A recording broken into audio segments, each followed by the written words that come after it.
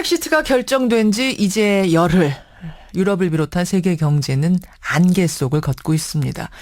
증시는요, 당일에는 대폭락을 하더니 요 며칠 사이에는 당사국인 영국조차 상승세를 보이죠. 그렇다면 이게 회복을 의미하는 걸까? 궁금한데요. 왜냐, 유럽의 불확실성은 여전한 게 아닌가 싶기 때문이죠. 특히 우리나라는 조선 해운 산업의 위기까지 겹쳐서 녹록지 않은 경제 상황입니다. 정부도 올해 경제 성장률을 3.1%에서 2.8%로 하향 조정을 한 상황. 우리 경제, 유럽 경제, 나아가서 세계 경제, 이분은 어떻게 보고 있을까요? 세계적인 경제학자입니다. 영국 캠브리지대의 장하준 교수, 오랜만에 연결을 해보지요.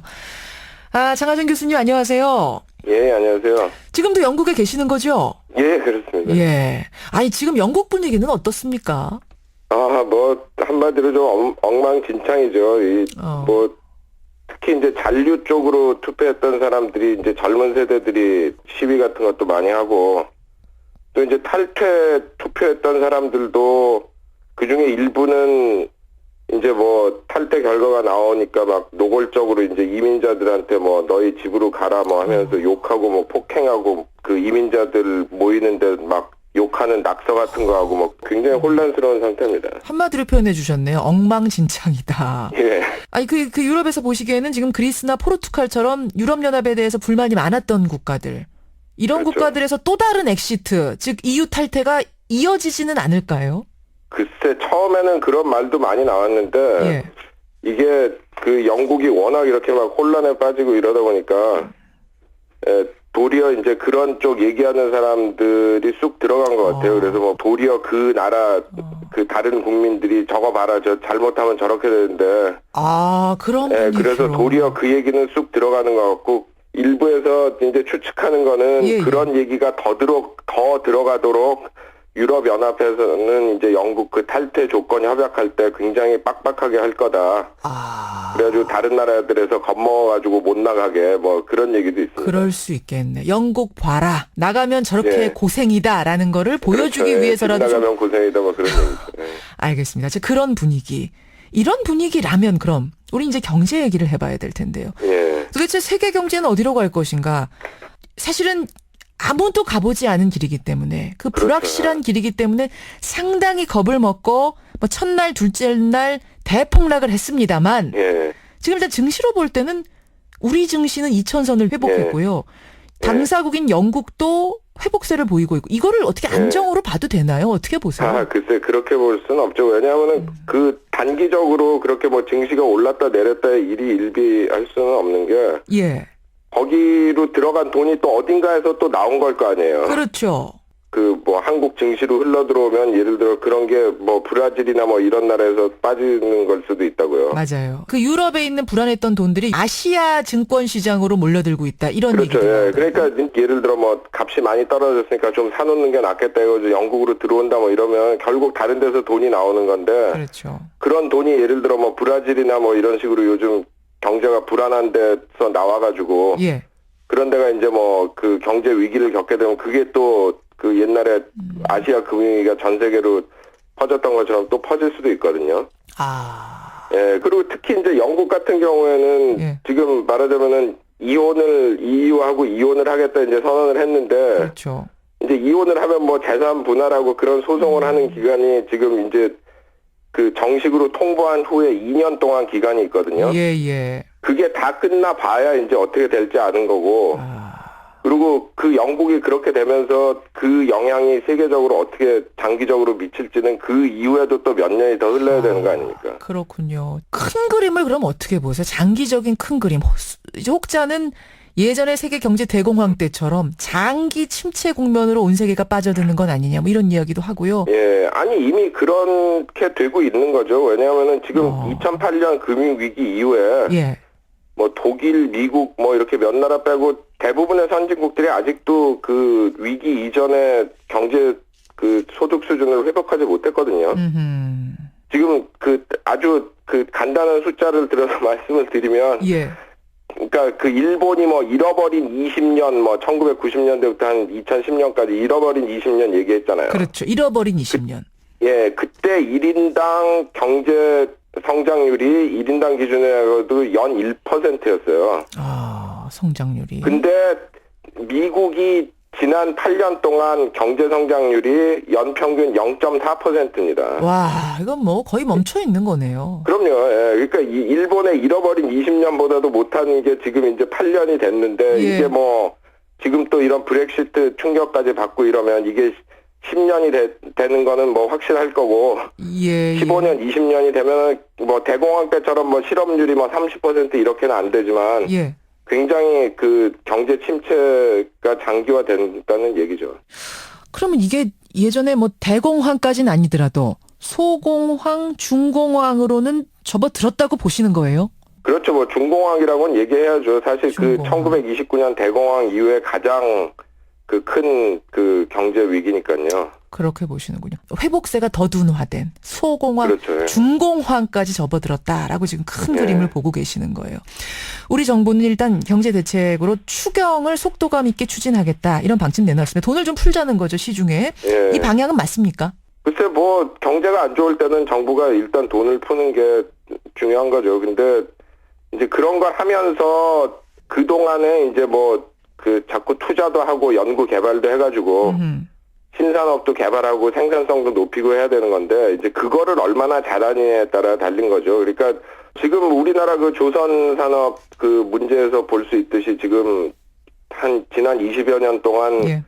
신산업을 창출한 게 없잖아요. 예, 예. 근데 사실 이런 게 다 우리나라가 옛날에 다른 선진국들한테 한 일입니다. 우리나라 때문에 뭐 유럽 조선 산업 망하는데 우리나라 유럽 가져왔죠. 조선 산업 망하게 하는데 큰 역할을 했고. 그러네요. 제조업도 그러니까 그렇고. 이런 게 올 거를 알고 있었어야 되는데 왜냐하면 중국이 그런데 자꾸 투자하고 있었기 때문에. 예. 예, 그걸 이제 새로운 산업을 잘 개발을 못 해가지고 지금 이런 어려움을 겪는 거죠. 그래서 이런 어려움. 사실은 지금 이제 조선업 얘기하셨는데 정부가 추경을 서두르는 이유는 브렉시트 때문이기도 하지만 조선 해양 구조 조정을 하는 과정에서 돈이 필요하기 때문에 지원을 할 자금을 만들기 위한 이유도 있습니다. 예. 이 조선 해양 구조 조정에 정부가 직접 개입하는 거에 대해서 어떻게 생각하세요? 글쎄 저는 그 구조조정 과정에서 정부가 할 역할이 있다고 생각해요. 그러니까 뭐 이게 특히 기간 산업이기 때문에 조선 산업 같은 거는. 예. 그런데 자꾸 이런 식으로 우리가 방만하게 운영해도 힘들어지면 정부가 와서 도와주겠지, 돈 넣어주겠지, 알아서 중재자 역할을 해주겠지. 이런 식의 방법이 일종의 학습 효과가 돼서 또다시 방만한 기업, 또다시 방만한 운영 이게 반복되는 건 아니냐라는 지적도 있거든요. 그렇죠. 아니 물론 그런 면이 있는데 이 기업 내지는 산업을 살리는 거하고 그 경영을 잘못한 경영자라던가 예. 거기다가 돈 빌려주고 관리를 잘못한 그 은행 책임자라던가 그런 사람들을 처벌하는 거하고는 다른 얘기예요. 그러니까 구조 조정을 해서 산업은 살리되 예. 그 경영을 잘못한 것에 대한 처벌은 확실하게 하고 가야 된다. 엄정히 처벌해야죠. 그런 처벌을 자꾸 안 했기 때문에 뭐 2008년 금융위기 나고 뭐 영국, 미국 이런 데서 그렇게 난리 쳐놨는데 말하자면 감옥 간 은행가들이 몇 명이나 있습니까? 그런 식으로 하기 때문에 또 지금 다시 또 이제 똑같은 그 일이. 방만하게 그 금융을 운영을 하는 건데 그러나 그 사람들을 처벌하는 거하고 그 기업을 망하게 하는 거하고는 다르거든요. 다른 문제다. 예. 그것과 연결해서요. 예. 4조 2천억 원을 몇 년 전에 흔들흔들할 때 지원 결정을 내린 곳이 이른바 청와대 서별관 회의. 그러니까 청와대 경제수석 금융위원장 한국은행 총재들이 모여서 서별관에서 회의를 하고 돈을 주기로 했다는 겁니다. 산업은행은 그저 들러리 역할만 했다. 이게 지금 큰 논란이 되고 있는데 이 산업은행이 정부의 고위 공무원들의 입김에 의해서 좌지우지 돈 빌려줘라 말아라 이런 결정되고 휘둘리는 건 어떻게 보세요? 글쎄 이런 과정이 투명해야 되고 최대한 뭐 관련 기업, 뭐 노조, 뭐 관련 지역 사회 이런 여러 이해 당사자들과 대화를 통해서 이루어져야 되는데 예. 그런 식으로 이제 밀실에서 이루어진다는 게 문제죠. 알겠습니다. 그러나 다만 그거를 잘못 운영을 하고 방만하게 하고 그 투명하지 않게 결정한 사람들을 처벌을 해야 된다는 거죠.